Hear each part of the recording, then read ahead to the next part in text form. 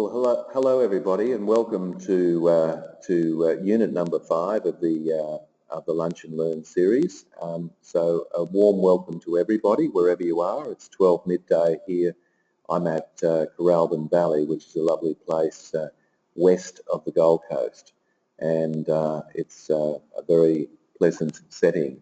Although I must admit I'm indoors and I'm working with you at the moment, but that's all right. I enjoy what I do. So welcome to this topic, which is always a fun topic, and it's an interesting topic, and it's around the whole idea of understanding how other people like to operate and being able to develop your leadership skills around getting the best out of the other person, and that's not always an easy thing to do. I just want to check the audio because often that's an interesting issue with these webinars.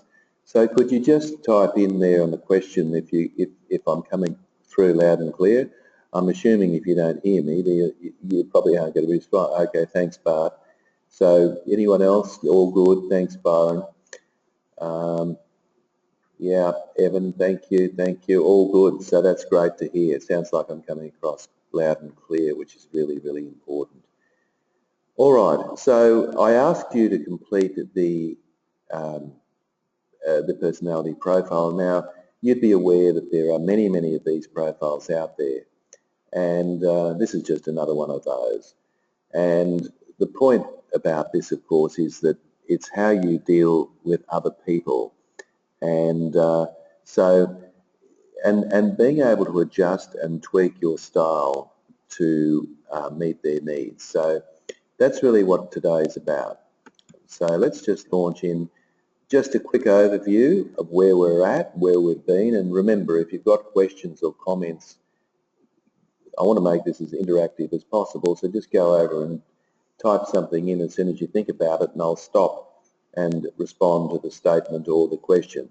So please do that, as usual. And so you can see where we've come. We're on module 5, and you can see we've got one more left in the series, which is the Facilitating Effective Meetings module.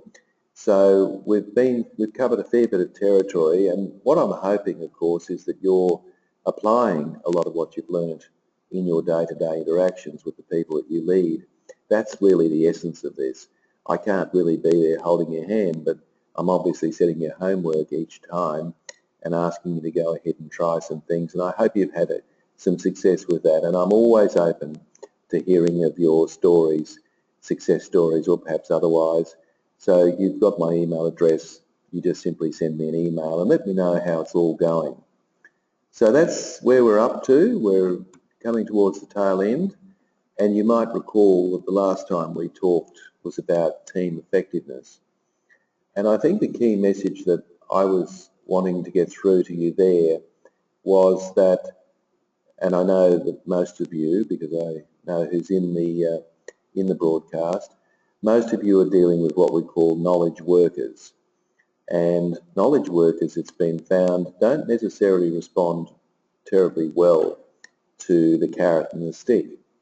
So the idea is, of course, there are 3 things that we know for sure that are important.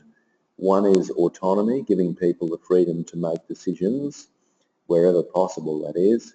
Mastery, people want to feel a sense of, capability and capacity, and so giving people a chance to develop their skills in order to do an even better job. And finally, people want to know the purpose of what they're doing and how that fits into the general scheme of what's going on. So all of those things, of course, are important. So we need to understand that your job is to do those 3 things. I hope you've had some successes with that over the past month and tried a few things. It's a bit hard if you're a bit of a control freak, of course, to give people autonomy, but that's more a commentary about you than anything else. And I guess you've got to ask yourself, why do I feel that I need to be that control freak? Mastery, well, mastery doesn't necessarily mean for you to send people off to courses. It could well be that you need to spend a bit of time encouraging them or coaching them or advising them or mentoring them.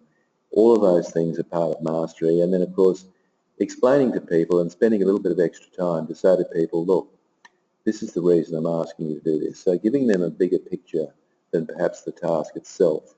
And as I mentioned to you, a very good book, The Why of Work by Dave Ulrich, who goes into this whole notion of why purpose is so important in the work that we do.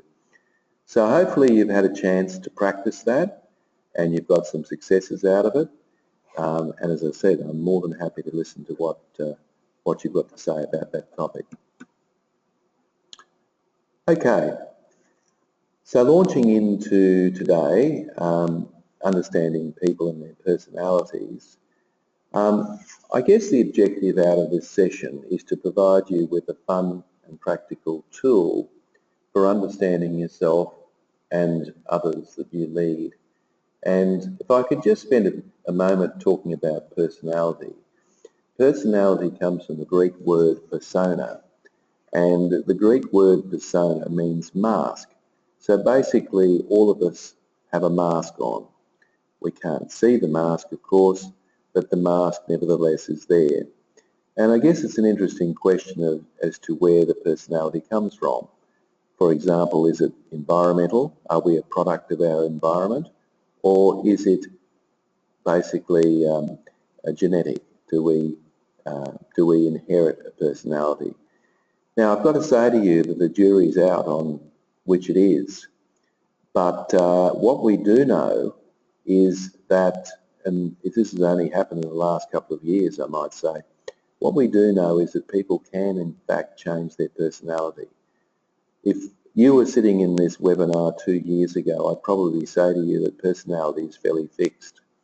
But the latest research on neuroplasticity is showing that we can shape and change the composition of the brain by emphasising certain things. So it is possible that you could be, for example, an extrovert and then become more introverted or vice versa. But generally speaking, we are what we are. And one of the reasons we have this mask is that it's there to protect ourselves from the rest of the world. So, for example, if you're a very detailed person and you're under a bit of pressure, and incidentally, when you're under stress, your personality type becomes accentuated. So if I'm under pressure, I'm probably, and I like details and I'm fairly structured, I'm probably likely to make a lot of lists. And I'll refer to those lists. So I'll do a fair bit of list making because I'm feeling vulnerable and the mask that I have is my security or my protection. So it's likely that I'm going to use those more effectively or more so than I would if I wasn't under pressure. So it's a very interesting topic, and every one of us in this particular broadcast has had a personality clash with somebody. And if you've had a personality clash with somebody, it's usually because they're looking at the world through a different set of eyes than you are looking at the world through your own set of eyes. And sometimes that can create enormous tension and frustration. But I'm hoping that a bit of awareness here today might help you work your way through that, amongst other things, of course. So guys, keep the questions rolling. There are 4 things that I need to cover today, and I will cover. One of those things I want to cover is, of course, which I've pretty much covered at the moment, is just what personality is. I want to talk about understanding your personality traits. And, of course, the survey that I sent you is about that. You've still got time at the end of this presentation, of course, to go back to that email and complete the survey if you haven't already done so. And then, of course, how do we apply what we've learned? So when I'm dealing with somebody who has a particular predisposition or personality type, what do I actually need to do as a leader in order to resonate with their personality? And then I'll talk about the platinum rule. You all probably know what the golden rule is. The golden rule says, do unto others as you would have them do to you. So it's basically treating people how you want to be treated. I think that's a bit of a mistake in terms of being an effective leader. It's actually treating people how they want to be treated is a far better and more effective approach. So we'll talk about that in a bit more detail. So here are 4 animals, and you're probably aware, having completed the survey, that I've used animals. And of course, there are many of these are out there. There's MBTI, there's the Herman Brain Dominance, there's the 5-factor theory. There are so many. There's the Team Management Profile, which I've just covered in a workshop here at Coralbin Valley. You've got all these different types of instruments, but essentially what it's doing, it's based on the Carl Jung concept of people can be typecast into particular personality predispositions. I've used animals only because it's very easy to understand. I mean, when I mention the word bull to you, you've got a mental picture in your mind about what a bull would do or not do. And a peacock, same thing. And a lamb and an owl. So the bulls, owls, peacocks and lambs. So we're going to talk about them today. And if you look at your scores on your profile, obviously a higher score in that category would indicate what your predisposition is personality-wise. Doesn't mean you can't do the other things. It just means that given a choice, you're probably likely to gravitate to those personality types in certain situations. So the closer your scores, the more likely it is that you can adapt across all 4. If you had 20 points in one category, then obviously it's very obvious to you and, interesting enough, very obvious to other people that you exhibit those personality traits on a regular basis. So let's have a look at that a bit closer. This will be coming up on your screen now, I suggest. And so we've got 4 different personality types. We've got owls, bulls, lambs and peacocks. So let's just break that down a little bit and actually understand what that means. Now, the first distinction that I would make is the distinction around extroversion and introversion. Now, there's a lot of rubbish that's written and said about this concept of introversion and extroversion. Please understand it is simply about how you like to recharge your batteries or re-energize yourself. So in a general sense, introverts will tend to want to recharge their batteries by keeping to themselves, and they might like reading or watching television, or playing on their phone or whatever. They don't want to be interacting with people, and after a period of time, once they've been recharged, they're fine. Extroverts, on the other hand, recharge their batteries by talking to people.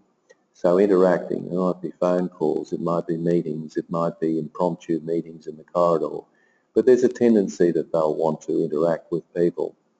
So that's the first interesting distinction. Now, if you would like to know whether you're more introvert than extrovert, or at least confirm what you perhaps already know, then if you add up your owl and your lamb score, and I'm assuming you've got your survey results in front of you, but if you add up your owl and your lamb score, that'll give you a total for introversion. So obviously the owl and the lamb personalities are more introvert than extrovert. And if you add up your bull and your peacock scores, that will give you a score for extroversion. And, a total score, in other words. And if the scores are fairly close, then obviously you can fluctuate fairly easily between introversion and extroversion. It might depend on who you're talking to, how comfortable you feel, who the people are in the room, and so forth. So that's the first interesting distinction. And the other thing I'd say before we go any further is that, a lot of people suggest that a good leader has to be an extrovert. Please, that is not true at all. I know some extroverts that I would never ever want you to be led by. They just don't get it. I also know many introverts who are very effective leaders. So let's not think for a minute that introversion and extroversion in a general sense is about your capability as a leader. So that's the first important point. Another important point is that people who are introvert are not necessarily people who don't like other people. And likewise, extroverts are not actually people who necessarily like other people. I'll give you a personal example. I'm an introvert, but I love working with other people. And, you know, I know some extroverts that can't stop talking about themselves. And quite frankly, whether someone was in the room or not wouldn't make too much difference at all. So that's the first distinction that I'd like to make. The other distinction I'd like to make is over on the right-hand side, and it'll come up on your screen very shortly, that you have, let's wait for it to come up, there we go. So you have task and people focused. Now, task means that people who are task focused believe that the objective is to get the task done first, and once the task's done, we can enjoy the company of people. Whereas the people focused believe that it's important to be able to deal honestly and openly with people, and by doing that, we will then be able to achieve the task. So one comes before the other. So on your survey results, if you add up your owl and your bull scores, you add them up, you will get a total score, which will give you a score for task. And if you add up your lamb and your peacock score, that'll give you a total score for people. And have a look at your scores. Are they fairly even, or are they not so even? And that'll give you some degree of understanding about what your biases are when it comes to leading other people. So obviously leaders that are very task focused will basically get down to action very quickly and want to get the job done, right? Now people who are lambs and or peacocks, or have a very strong predisposition towards people, will make an effort early on to get on with their team and develop a rapport as an opportunity to build the tasks around that relationship, okay? And of course, if you're fairly even, it means that you can see both sides of the story. By the way, with your survey results, I realise the weakness about this is that you're putting the data in, but if you're interested to get verification about whether you've got it right or not, get somebody that knows you reasonably well to fill it out for you, and just see if there's any difference between your view and their view, and that in itself can be very enlightening. So that's a good thing to do. Now, what that does is it generates 4 personality types, and these will come up on your screen very soon. Here they go. Oop, gone again. Here it is. So you have owls who are introverted and task focused. You have bulls who are extroverted and task focused. You have lambs that are introverted and people focused. And you have peacocks who are extroverted and people focused. So that gives you a little bit of an idea. And of course we'll break all this down a bit further and use some famous people to make the point about, you know, looking at people and how they like to operate. So that's the general framework, and I don't know whether you've got any questions, guys, around that. If you have, type them in, or any comments as well. More than happy to hear what you might have to say about the basic framework. As I said, most of these personality profiles have the same or similar frameworks. So let's launch into the peacock. Now, it's no accident that I put a picture when that comes up. Here we go. It's no accident that I put a picture of Paris Hilton there as a peacock. I think most of us would understand why she might be a peacock. But anyway, let's talk about. Now, the primary motivation of a peacock is being popular. Now, peacocks will strive to be popular because that's important, and they want to be noticed, they want to be recognised. Recognition is very important for the peacock, incidentally. They don't always necessarily want to be centre stage. I don't know whether that's necessarily the case, although it's fair to say that most movie stars in Hollywood would fall into the category of a peacock. And they would argue that any publicity is good publicity, which is that old saying, that old famous saying from Mae West, any publicity is good publicity.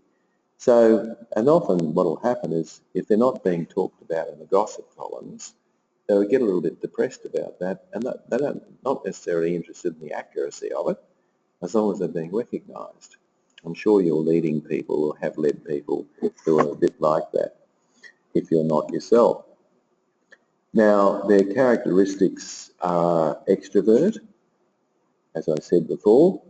They're often talkers, and sometimes they'll be accused of doing too much talking and not enough listening. So the peacock occasionally has to stop themselves from dominating the conversation. They also are fairly optimistic. The glass is half full than half empty. So the idea is that they'll usually see the sunny side. They'll see the opportunities, and they can be often quite inspirational and fun to be around. And a team that has somebody who likes to be or is a peacock can be a breath of fresh air for the team. It just breaks the ice and people enjoy the camaraderie and the company that they have to offer. Their strengths are that they're appealing personality, they're creative and colourful, they're energetic and enthusiastic, and they're inspiring. All good things, and they can bring a lot of those energy qualities to teamwork, which of course is very, very important. Some famous people. Now, I've just mentioned Paris Hilton, and several years ago, some of you might have recalled that Paris Hilton went to jail. I think it was, I'm not sure what it was for, and I think it might have been tax or something like that. Anyway, she ended up in jail for a week or a couple of weeks. It wasn't a long stint in jail, but what I found interesting is that she felt this huge need to publicise that to everybody. You know, she went out and told everyone about I guess we were probably going to find out anyway, but she certainly made sure that we knew. I know a lot of us who aren't peacocks would probably just quietly do our time and then get out. We don't necessarily want people to know that about ourselves, although people may find out, but we're certainly not going to encourage them to find out. Now, the great comedian, the Scottish comedian Billy Connolly, there's a good example of a peacock. If you've ever seen him interviewed, there's no structure whatsoever, lots of tangents, and off he goes. And there are story after story, and I don't think he thinks too much about what he says. He just says it as it is. And, you know, I think we could all recognise that Billy Connolly is a raving extrovert, and that adds to his appeal, of course, and we enjoy watching and listening to him. And if you've ever been to a live concert, that's precisely what he does. So that's the peacock. They would argue that any publicity is good publicity. So they're actually on the boat. That they want to be recognised and they want to be accepted. So that's great. Okay, so that's the peacock. I don't know whether you fall into that category or not. If you do, that'll probably ring some bells, and if you don't, you probably recognise people that act like that. So let's talk about the powerful bull. Bearing in mind the bull is the extrovert and they're very task-focused. And their primary motivation in life is being powerful. They're not always powerful, but they certainly like being in control. And if you've ever been led by a bull, you'll know it, because they'll want it done their way. And often you will feel as if you're being a little bit suffocated because the bull likes to control what's going on in their working area. And I guess if you are in this area, you would understand exactly what I'm talking about. Their characteristics are extrovert. So very similar to the peacock, they're very, the glass is half full. They're doers, so that is, they actually probably have many balls in the air at once, in fact often too many, and they're juggling like mad to keep all the balls in the air, and they will tend to be outgoing and optimistic, as I said, very similar to the peacock. Just got a question here, so I'll respond to that. Let me see if I just get that up. Tim, at some point, are we going to speak about the shortcomings, weaknesses these personalities need to be aware of in the leadership role? Absolutely, and I hope I'm sort of doing that implicitly, and I'll just be conscious of that. So thanks for the question. The bull, I guess the bull's weakness is that they can come across as domineering. They can often miss the finer detail because they want to launch into action very quickly. So that probably is their weakness. Thanks for the question. Their strengths are that they're born leaders. Now, if you're a bull, you're probably puffing your chest out at the moment, but understand this doesn't mean that they're good leaders. I'm not talking about good leaders. I'm talking about born leaders. Of all four personalities, the bulls are the ones that feel the most comfortable dealing with a leadership role. So they actually like being in charge, and they feel very comfortable in that role.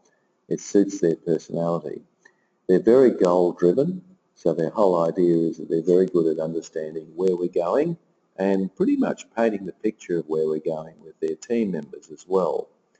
And they're also fairly decisive and quick to move into action. So these people don't mess around and waste a lot of time procrastinating. They'll get on. And of course, the flip side, all of these things are double-edged swords.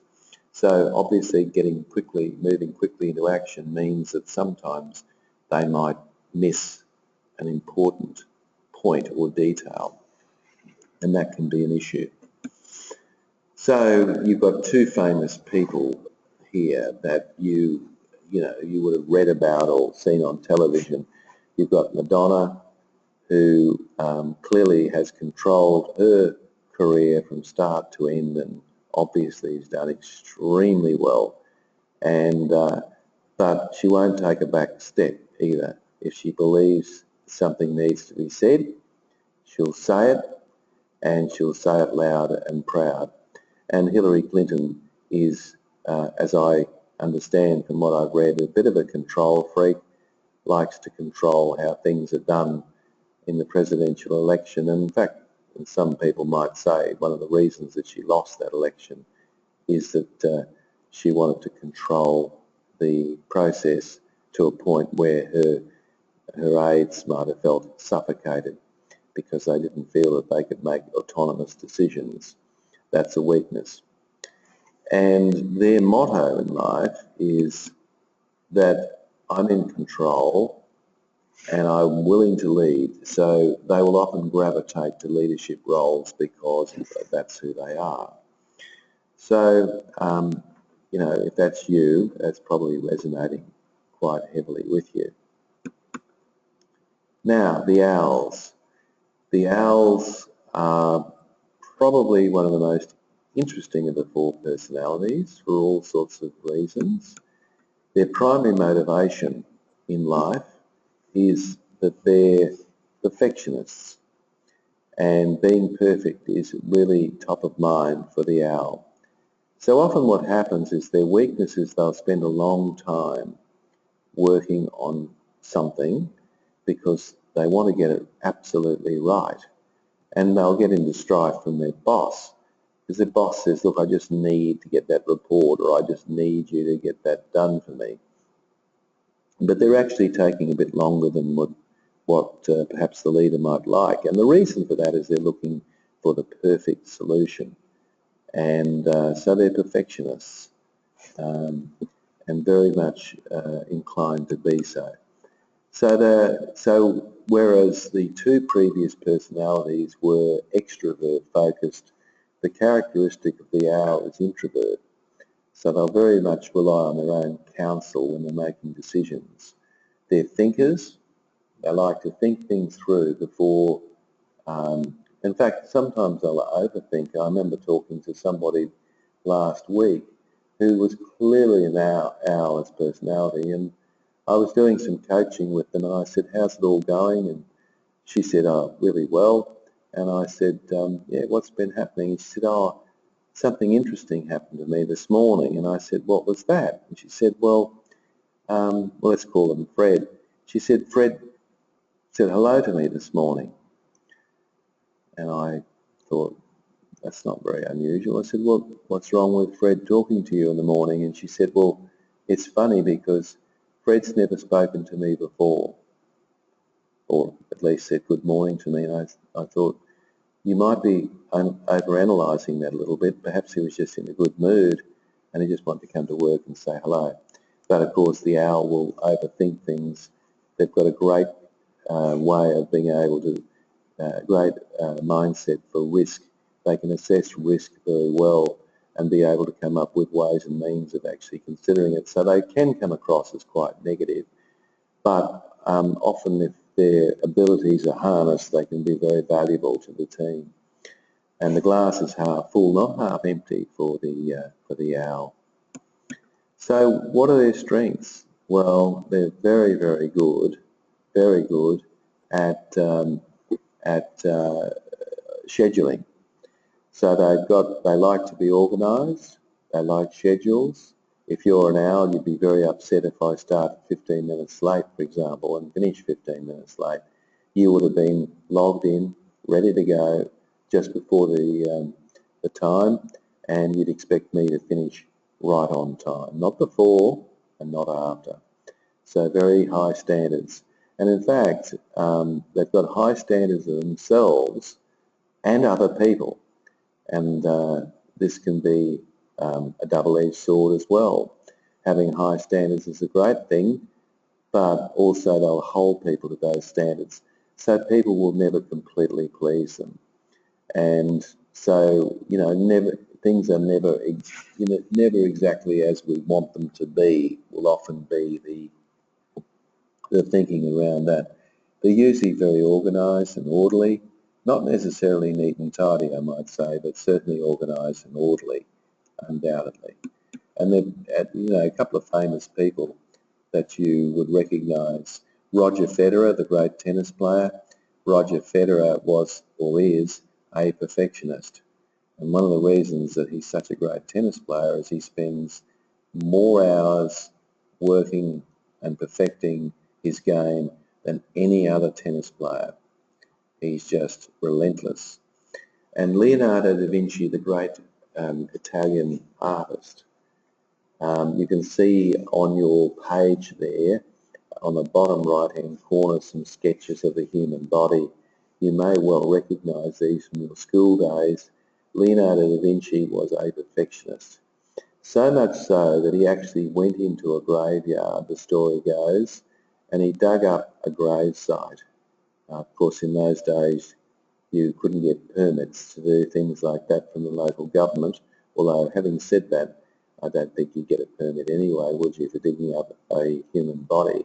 Anyway, he did that, and what he did is he dissected it, and what he was trying to study was the muscular patterns in the human body so that he, of course, could depict them perfectly by sketch. And that's precisely what he did do. So very obsessive. People who are owls can be very obsessive. And of all the four personalities, the owl is the most sensitive. So if you've got an owl working in your team, or you are an owl yourself, and your boss or you actually say to somebody, that work's not up to scratch, that's about as bad as it can get in terms of criticising an owl, because remember, if they're perfectionists, they're wanting to do it absolutely perfectly. So their motto in life is that how do I paint this perfect picture? How do I do this task to perfection? What do I need to do in order to get the right information? So they will be very, very tough on that. And the weakness, of course, is they will take longer to get something done than other people and be criticised for that because they want to do it absolutely right. Okay, the final personality before we talk about how we might deal with those people is the lamb. And the lamb's primary motivation is being peaceful. So they don't like conflict and they will avoid conflict at every opportunity. In fact, they will come across as very friendly and very non-threatening, and people actually enjoy being around them because they're non-threatening and they don't rock the boat. So that's their motivation in life. And if we actually, my screen went funny there. Let's go back. I don't know what happened there.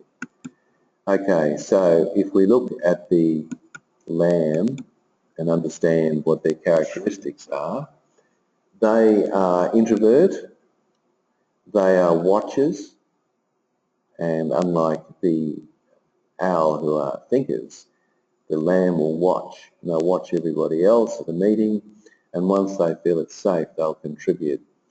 And they're usually glass half full people, so the tendency is to think about what could go wrong rather than what's going right. And that's not a bad thing sometimes, of course. And if we think about their strengths, and this will come up on your screen very shortly, their strengths are that they are quite competent and steady. So if you give a lamb a job, it's usually done in a competent fashion and in a steady fashion, and they'll get it done, not maybe to the same level of perfection that the owl will, but they'll still get it done. Their great strengths are also that they're peaceful and agreeable. So they don't rock the boat, they're quite engaging, they're very sensitive to criticism around them, and they're usually very good at mediating problems. So if there are two people who have two alternate points of view, the lamb will often take the middle ground and perhaps encourage those two people to consider that middle ground as well. So they can be good people to work with because they're inoffensive. Their weakness is that they're a bit slow to action sometimes. It takes a bit to get them wound up to the task at hand, and they can be quite stubborn, and I'll spend a bit more time talking about their stubbornness in a moment. And I guess famous people, and there's two that I can think of very readily, is two actors. Keanu Reeves, and you've got a picture of Keanu there on the bottom right-hand corner, and Kirsten Stewart. Now, these two are obviously very great actors, but they certainly don't seek out publicity, and they're very private people, and they like being private. And in fact, Keanu Reeves had a famous interview a few years ago, and he said how important it was, his privacy. He doesn't necessarily dress like a star. He lives in a fairly modest house, I believe, and he's pretty much a regular sort of guy, except for the fact, of course, that he's a great actor. And Kirsten Stewart, you don't hear much from her, but clearly she's been starring in many, many films, and is obviously somebody who's at the top of their game. So their motto in life is that peace is the overriding objective. So not wanting to rock the boat becomes a critically important point from them. So yeah, I'm sure you've got people in your team that fit that bill, and maybe you're like that yourself. All right, so I'm not going to go, I just want to put all of this up while it's coming up on your screen, so that by the time it comes up on your screen you can see it. Hasn't come up yet, there it goes. So I'm not going to do this with you, but if you've got a task in work, you will tackle that task in a certain sort of way according to your personality characteristics. Now, this is one of those typical exercises where, you know, you're lost at sea and the boat's sinking and you've got, you know, a number of items, 15, and you've got to prioritise them in 1 to 15 in terms of what you would take with you in a small dinghy without oars. So this is always an interesting exercise. But if you think about the personality types, how would a peacock tackle this? Well, the peacock would probably enjoy the exchange and interaction with the team to come to the conclusion about what would stay on the boat and sink and what they'd take with them. The bull would be stimulated by the challenge of it, and they would want to get straight into task quickly and organise how these 15 items would be prioritised. The owl, of course, would want to know that they are doing the perfect job. So they want to make sure that I give them the answer once they've completed so they can compare their results or what they thought was the answer. Of course, there is no right answer with something like this. There's so many different variables. How far at sea are you? What do these instruments do? Who's on board? And so forth. So, and then finally, how will the lamb deal with this? Well, the lamb will want consensus with the group. So what the lamb will attempt to do is to try to gain some degree of common view. They won't want to rock the boat, they'll want to get it right. So, you know, if you think about it, that's how the personalities deal with things predominantly. So let's now finish up. We've got a few minutes to go, and I just wanted to finish up and talk to you about the different personalities and what you can do to lead them more effectively. So guys, if you've got any questions, type them in. I'm more than happy to take them as we go, rather than wait at the end. So let's have a look at the peacock. So how do you deal or manage or lead peacocks? Well, first of all, I think it's important to recognise their challenge in following through. And what I mean by that is the peacocks don't keep diaries. They're not really prone to to-do lists. They probably don't use Google Calendar. And so what it means is that sometimes they might forget. And sometimes they might forget appointments and they forget their commitments. So you need to remind them of what their commitments are regularly, because they're just not into that kind of structured operation. They're very spontaneous actually, and realise that sometimes they'll talk before they think. So when they open their mouth, it's quite possible that they will make a faux pas, or perhaps even several. And they'll do that not because they're nasty people or because they want to annoy somebody, but they do it because that's their way of thinking. Often what will happen is that they'll speak as a form of thinking. And so sometimes they don't think. So don't, you know, worry too much about what they say, because it's often product of their thinking, and it's just, you know, you just have to be a bit tolerant. Actually, it's interesting, the peacocks of all the 4 personalities are the ones that are most likely to be able to get away with whatever, you know, get away with behaviour in the workplace that's perhaps not ideal, because they're engaging, fun to be around, and people just say, oh, that's just Fred or that's just Mary. Realise that they thrive on variety, and so they're not very good at routine work and they don't enjoy it, and you know, giving people variety is very important wherever possible for the peacock in order to bring the best out of them. They don't, as I said before, they're not very good at remembering appointments or even being on time. So don't get too upset about that. Of course, you want people to turn up punctually, but understand that they're not doing it intentionally. It's just that they probably have forgotten. So you need to give them reminders and so forth, and that becomes quite critical for the peacock. Be prepared to hear their stories. They'll want to tell you their story, they'll have a joke for you, and I think sometimes it's good just to stop and enjoy it, have a laugh, because once that's out of the system, they might be ready to go on and do what they need to do in the workplace, and that's exactly what you want them to do. So just be aware of that. Now, the bulls. Let's deal with the bulls. How do you lead a bull? Well, a couple of important things.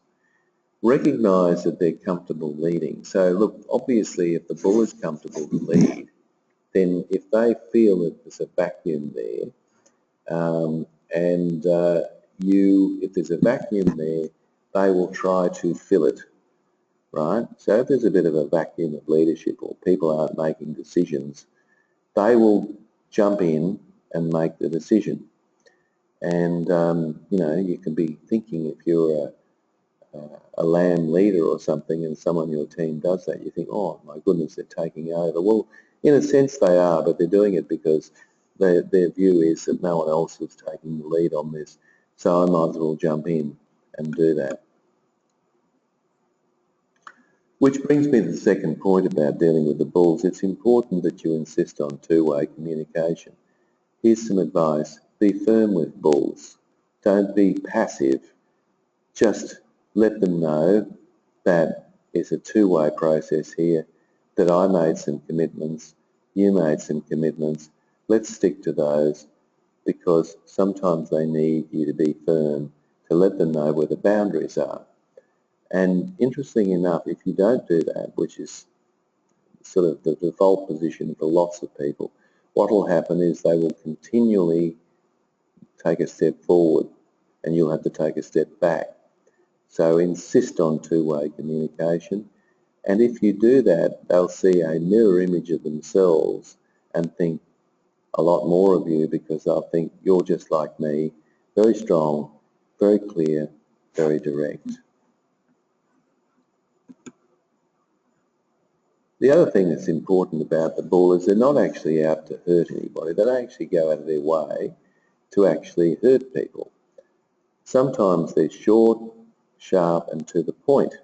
That's not a bad thing sometimes. They cut through the clutter. They're not into small talk. They're not interested in waffle. They just want to get on with it. And so sometimes they'll say things that are not very tactful. And what will happen is that they'll say to you, no doubt, I'm just a straight shooter. I don't mean any harm. I'm just telling it as it is. But so recognise that they're not out to actually hurt you, or anybody else, that is, in the team. It's not to suggest that they haven't done it, but they're not out to do that. Be firm and to the point. They will appreciate that, and I think it's important to do that. So let them know where they stand, let them know where you stand, let them know what your expectations are of them, and they will really appreciate that, because it's drawing lines in the sand. Recognise that they're not noted for their outward displays of compassion. So bulls aren't going to go around and wear their heart on their sleeve, right? Doesn't mean they're not warm, kind, caring people. They just don't wear it as a badge of honour. So the important thing is that they're not out to sort of, you know, cause trouble, but they won't necessarily show great empathy and compassion either. So that's important. The owl. So what about the owl? A couple of things about the owl. Know that the owl is the most sensitive of all four personalities, as I said before.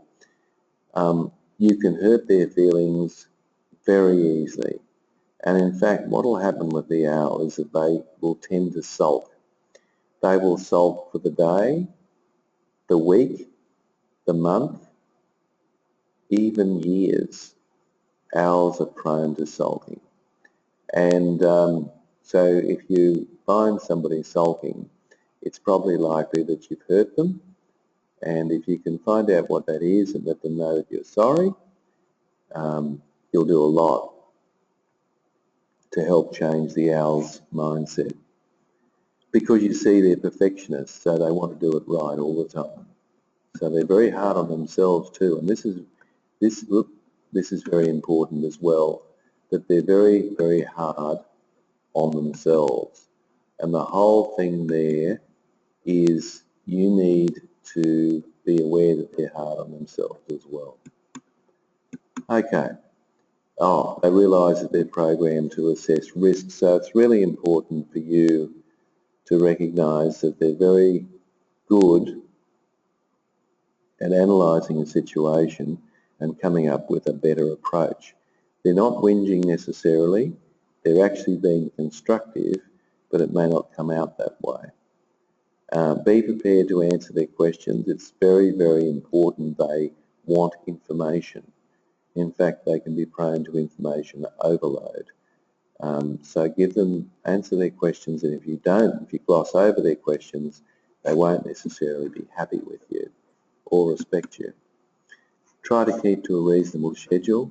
They don't respect people who are spontaneous, who haven't thought through their approach, and that can be a problem. So stick to a schedule that works for you and for them.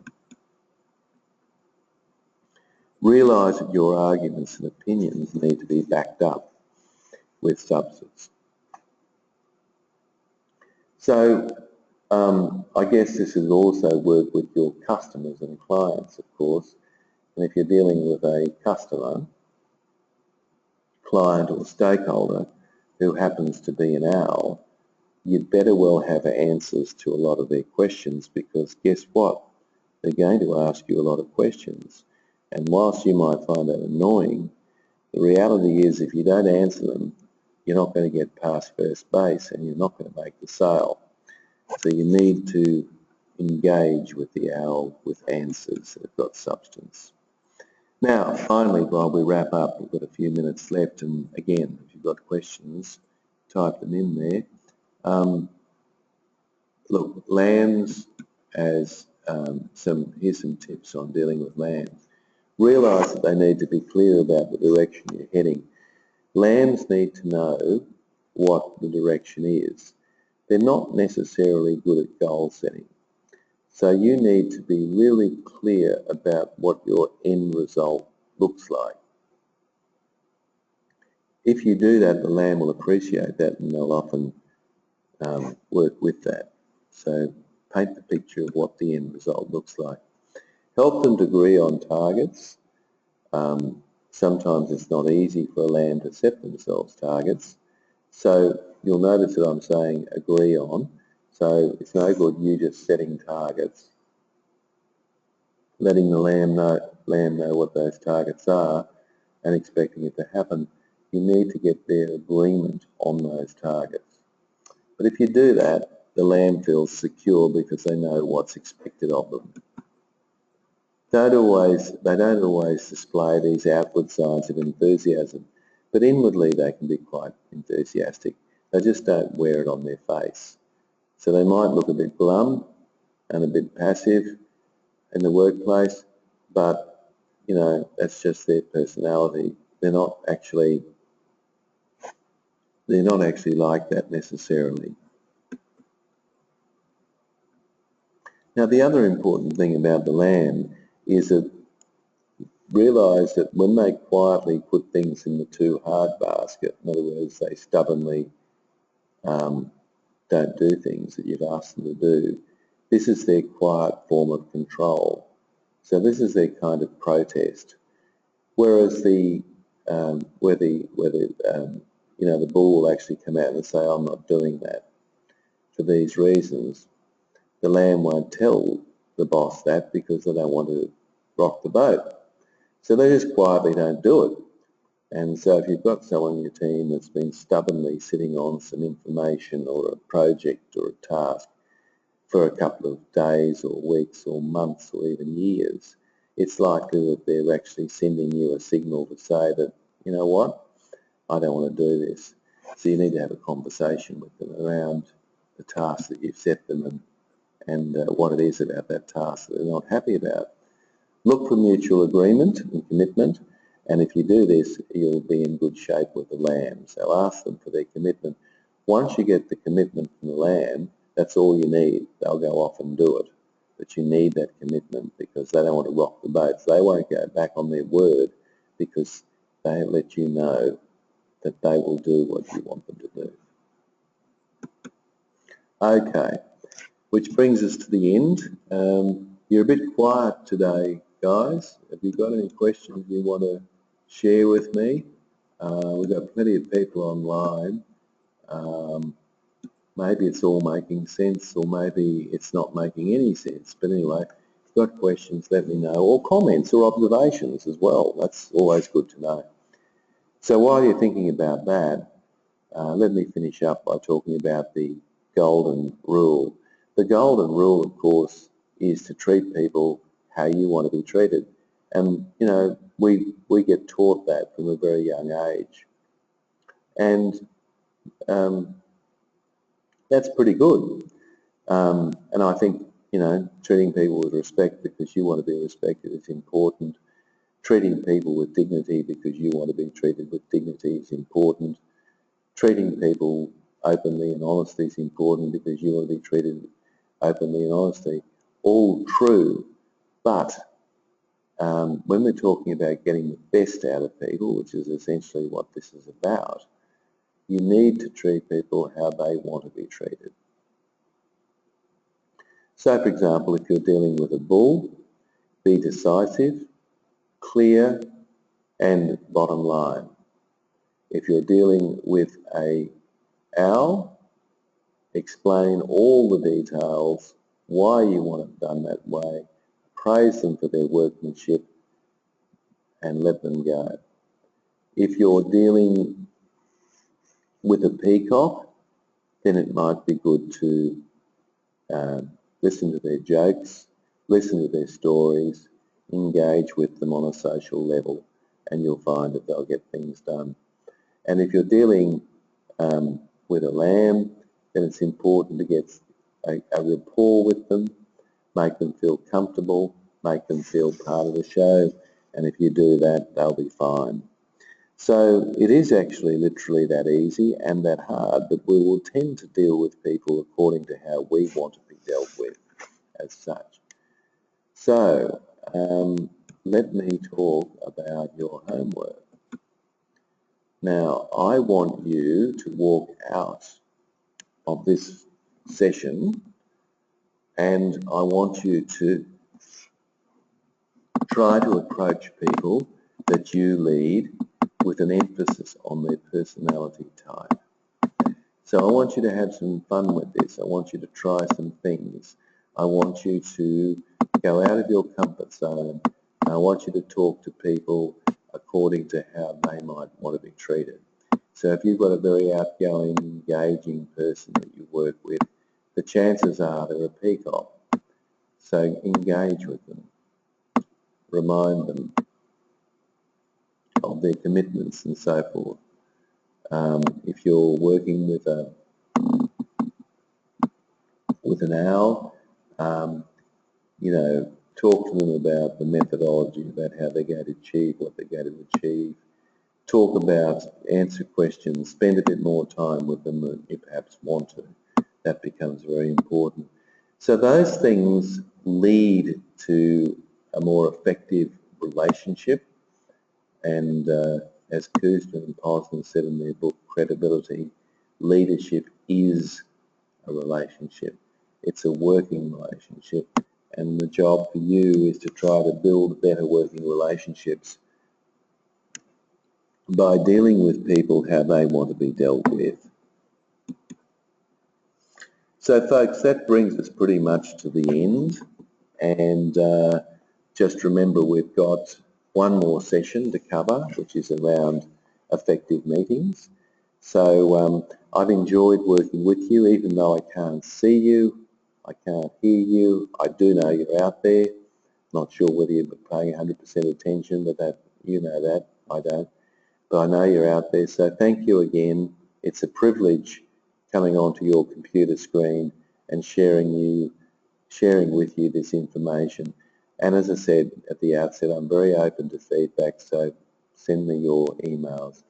So thanks, folks. We are done. So we'll finish up there. So thank you very much and all the very best until we meet again next time.